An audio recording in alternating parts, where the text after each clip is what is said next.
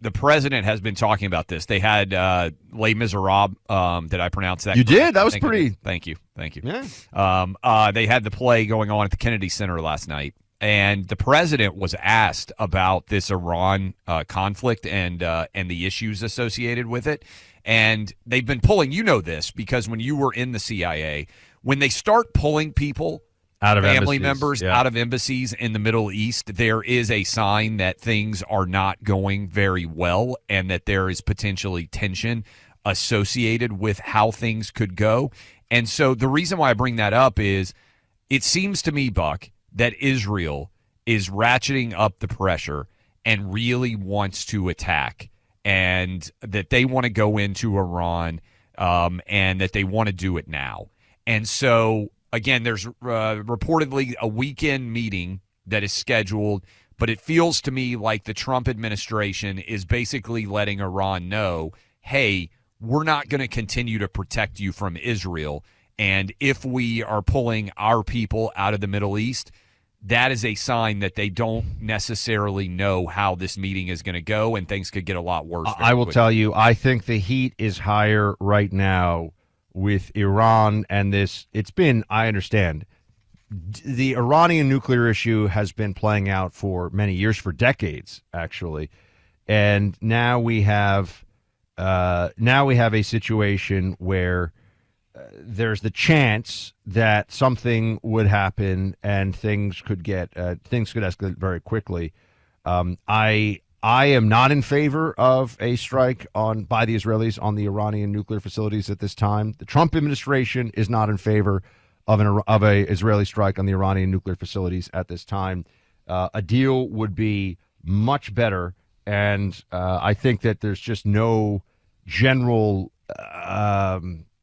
feeling among the American people that we should be drawn into any kind of Mideast conflict right now. That's really something that we just, for most of my adult life, Clay, we've been fighting wars in the Middle East. Yeah, it's just too much. And I showed up in some of these war zones, did what I could, what little bit I could to help.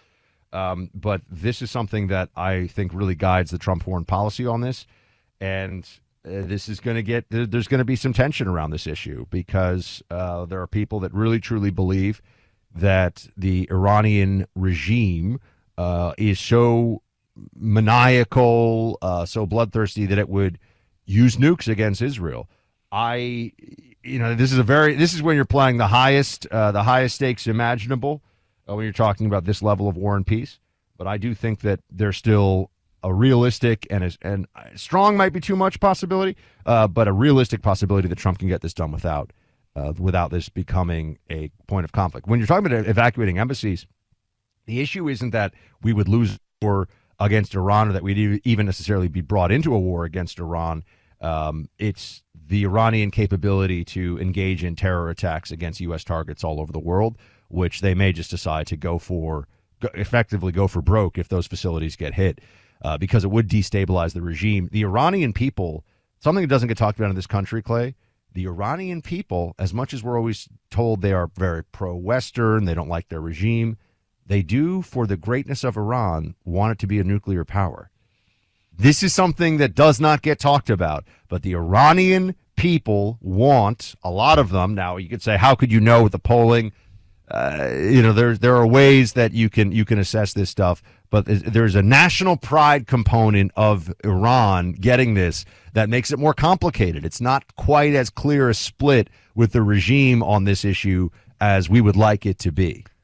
Yeah, and look, I think the challenge in general, you understand why Iran wants nuclear weapons, because Kim Jong-un has them, and basically he's preserved his family's ability to rule North Korea for generations to come unless somebody internally takes him out. I don't think anybody externally is. Why did Ukraine? I mean, if Ukraine could change one decision they made since the fall of the Berlin Wall, I bet it would be not giving up their nukes, because do you think Russia would have invaded Ukraine if Ukraine had kept the nukes? This is unfortunately the takeaway from what happened in Libya, where the Obama and Hillary administration decided that they were going to engage in this NATO air war to help militias on the ground overthrow. And then, of course, Benghazi happened, and we remember some of this history.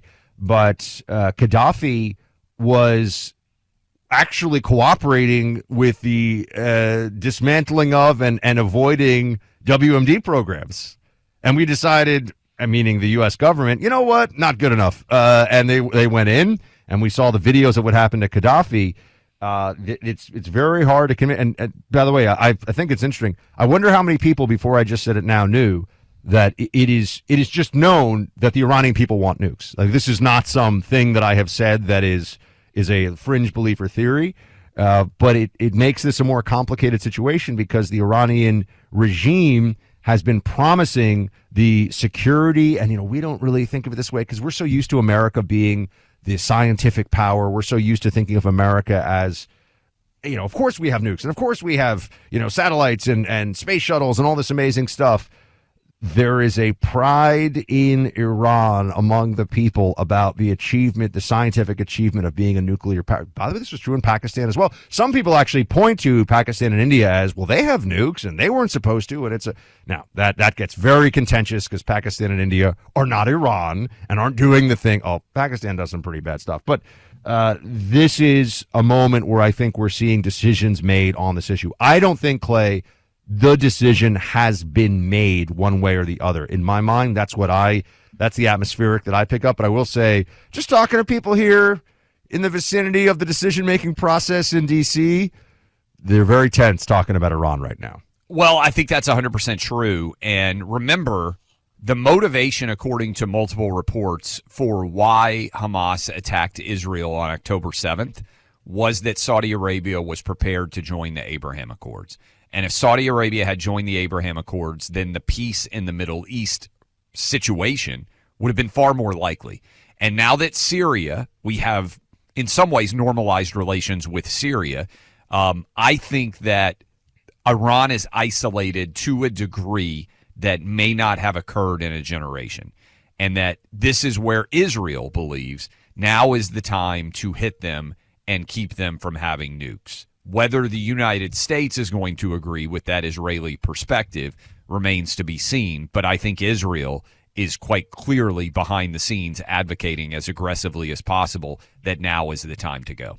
Yes, well, the problem, and I think the Israeli government, I know, Clay, you went and visited and spoke to high-level officials there, but one of their concerns is also that without any fear of any real military direct attack on Iran, does that then embolden the Iranian regime to push its what are essentially imperial and almost colonizing activities by running these different proxy militias in places like Lebanon with Hezbollah and the Shia militias? Why are we so worried about Iraq and the U.S. Embassy in Iraq? Well, it's because the most capable military forces on the ground, when push comes to shove and shove comes to shooting, are Iranian-backed and trained proxy militias, essentially.